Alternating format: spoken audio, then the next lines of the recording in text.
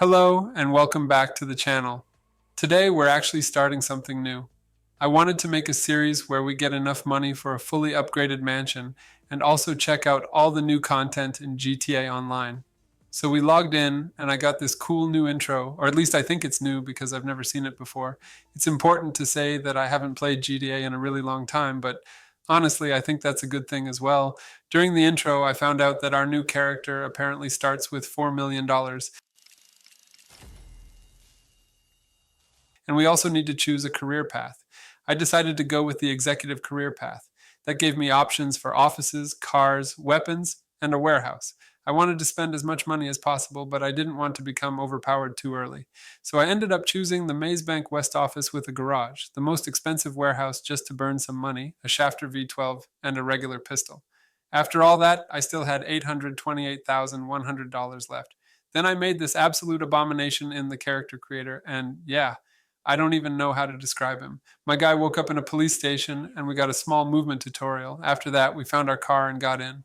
And let me tell you, this snow, I don't know how long it's going to be here, but it makes everything a lot harder. I needed to go to Davis, so I drove over there, picked up my handgun, and was asked to unalive some people and drive off.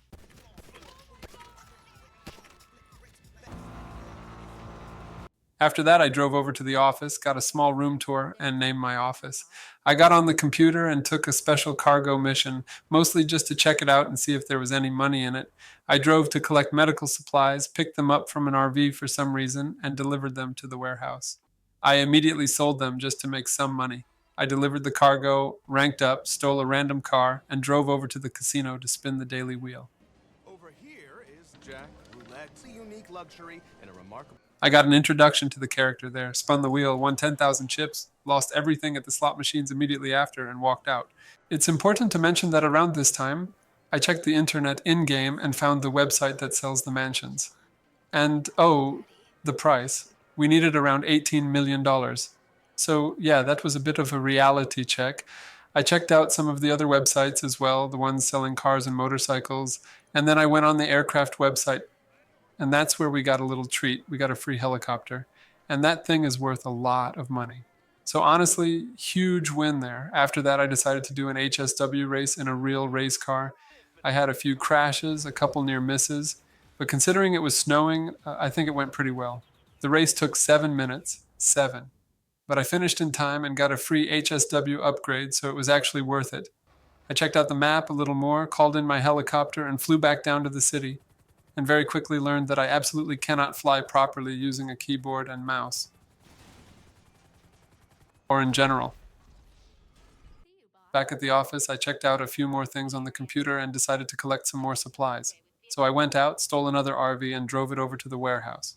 Right in front of the warehouse, I took out a robber, drove the RV inside, picked up the loot from the robber, and delivered it back to the shop it came from, because I am a good tax-paying human being. The shop owner gave me $20,000 as a reward, and then I immediately turned around and robbed him. I drove over to Los Santos Customs and painted the car black because I'm mysterious like that. Then I noticed a red dot on the roof, so I drove over, grabbed my helicopter, landed on the roof without any problems at all, somehow. I took out a few gunmen, dealt with the police, and from all of that I picked up a handgun, the UM something. After that I parachuted down, lost the cops, and drove off. Next, I went to start a contact mission from AV. These are apparently new, from what I understand. He told me to go to the No-Way depot, take out some No-Way guards,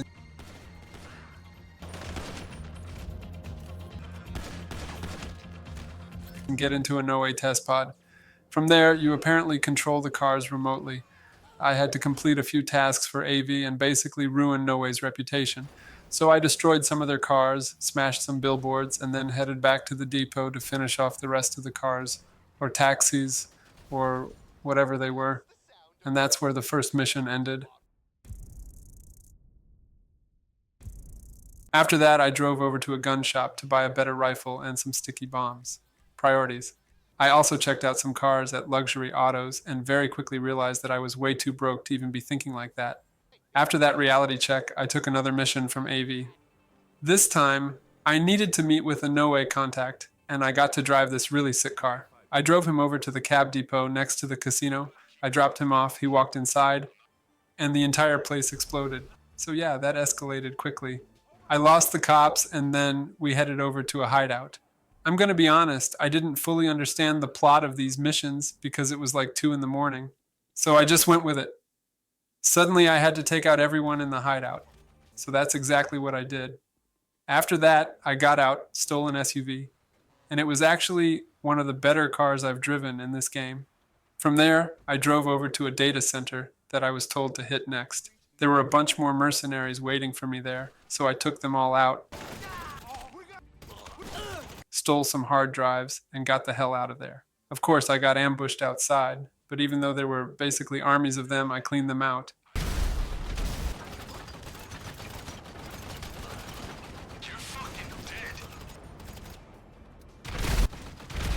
I stole the good SUV again and drove straight to the dead drop to finish the mission. Without stopping, I drove straight into the next one. This time I had to go to a terminal at the airport and head underground to hunt Noe again. I worked my way down through the tunnels.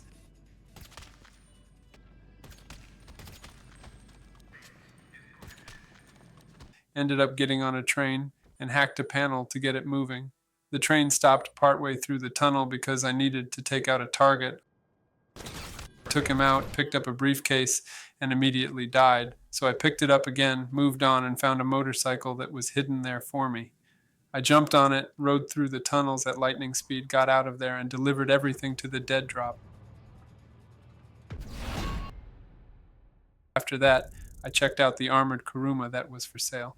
I remembered that this car was basically gold in the early stages of the game. I really wanted it, but I decided to wait a little longer because of the price, and then guess what I did next? I drove straight over to the next AVI mission. This mission had us going over to Rogers Salvage and Scrap to pick up a trash master. Yes, a literal garbage truck.